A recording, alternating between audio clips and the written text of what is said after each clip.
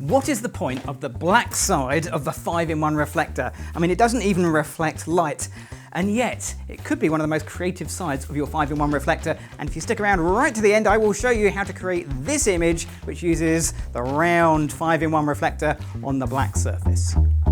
To help me out today, I've got the amazing Chloe. Chloe's going to be the model for this photo session, and to answer my question, the black surface is not there to reflect anything. It's actually designed to block light. Before we get too deep into this, let's talk about the equipment I'm going to be using. Obviously, I'm going to be using 5-in-1 reflectors, and they come in various different sizes. I've got 3 to use during this photo session. And then around the back of here is a bit of optional kit that I highly recommend, a reflector holder. I'll leave gear links to everything I'm using in the video description down below. And then we need some lights. So I'm going to be using flashpoint lights. I've got the Flashpoint Evolve 200 Pro Mark II and the Explore 100 Pro as my lights, and a 12 by 36 inch softbox. So I've got a simple setup here. I've got the Flashpoint Evolve 200 Pro in a strip box. And you might say, well, that's a nice picture, nice lighting, but have a closer look. The light on Chloe's face that isn't on the same side as the flash, where did that come from? And the answer is this big white wall over here. It's acting like a reflector, bouncing light onto the dark side of Chloe and giving us unexpected fill, which, if you don't want, is a bit of a problem. And that's where the black surface of the 5-in-1 reflector comes in, because its job is to block light, and it has to go between the light source and your subject to block light. Now, you might think that means I'm going to do that. Can you guess what the picture's going to look like? Do I really need to put it on screen? Yeah, it's going to be basically black, because the light source for the light hitting this side of Chloe's face is actually this wall right here. So I need to move this over to here. It's blocking the light that would have bounced off the wall, and it's going to give us much more contrast, which is quite a remarkable difference. That white wall really does bounce off a load of light, which, if you don't want it, can be a real problem. One thing to point out is the black surface isn't going to absorb all light. There is actually a very slight shine to the surface, and anything that's even a little bit shiny will bounce a little bit of light, but it is just a very small amount. For the second look, I'm actually going to use the black surface the way it was intended, to actually block light from the main flash. So I've got a small light source over here. This is the Explore 100 Pro. It's on a snoot to really dramatically give a harder look to the light. And just to stop it going absolutely everywhere, I've put the 5-in-1 reflector with the black surface facing the light. I'll explain the thinking behind that in a second. This should cause a shadow, and it should make more interesting lighting. In fact, it looks a bit like this. Quick little test photo, here we go. And as you can see, it does exactly that. You can literally see the shape of the reflector.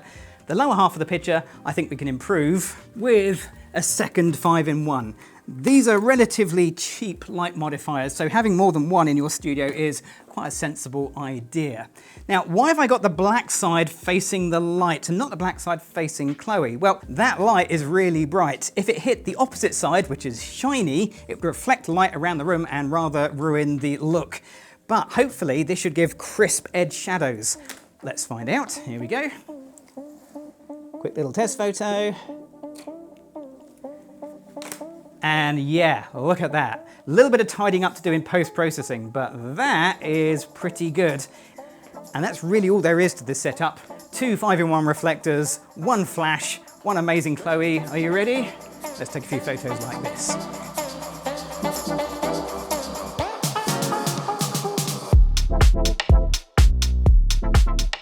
Two things to note: I've got the snoot on the front of the Explore 100 Pro. That reduces its size and increases the sharpness of the shadow edges, but the shadows themselves aren't really that dense. There's a lot of fill light bouncing around my white studio, and remember, the shiny sides of the reverse of the reflectors are actually facing Chloe.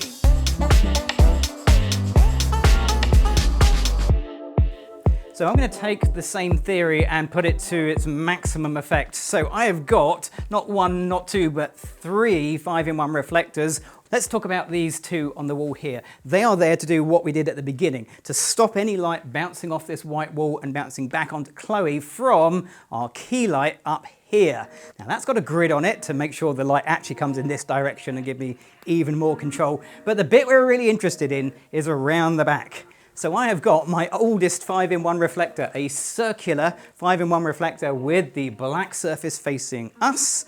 On the other side is silver, and behind that I've got the Flashpoint 100, and it is just pointing at the silver background. What should happen? The light should hit the silver, should bounce around inside and creep out through the sides to create a kind of solar eclipse effect. Now, because I've got a flash back there, I can actually control the amount of spread of light by adjusting the flash up and down. So if I wanted a tighter area, I can reduce the light down maybe a stop to 1/128th power. And if I wanted a brighter, broader wash, I could put it up a stop to 1/32nd power. But I actually quite liked it where it was before. A little bit of control, a little bit of spill, but not too much, which is 1/64th power. And my only concern is the back of Chloe is disappearing into that black 5-in-1 reflector. So I've added in a 3rd light with a grid just to put a very small amount of light on her hair and shoulders and just separate her out from the background. And that is this setup done. So Chloe, are you ready? Let's take a few photos like this. Here we go.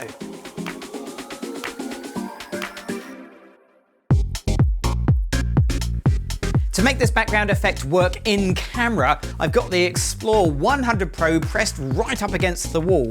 The round 5-in-1 reflector is right up against that. And then to hold that reflector in place, I've got it strung up by a couple of bits of string, which I am going to need to remove in Photoshop, but luckily, that's a pretty quick and simple job.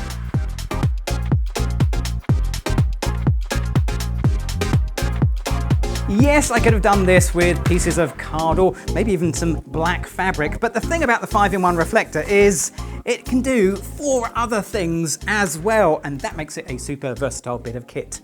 Now, if you've enjoyed this video, why not head down to the comments and maybe give it a thumbs up. Check out the gear links whilst you're there, they'll take you back to Adorama, and if you haven't already done so, you should definitely click on that subscribe button. I'm Gavin Hoey, thanks for watching.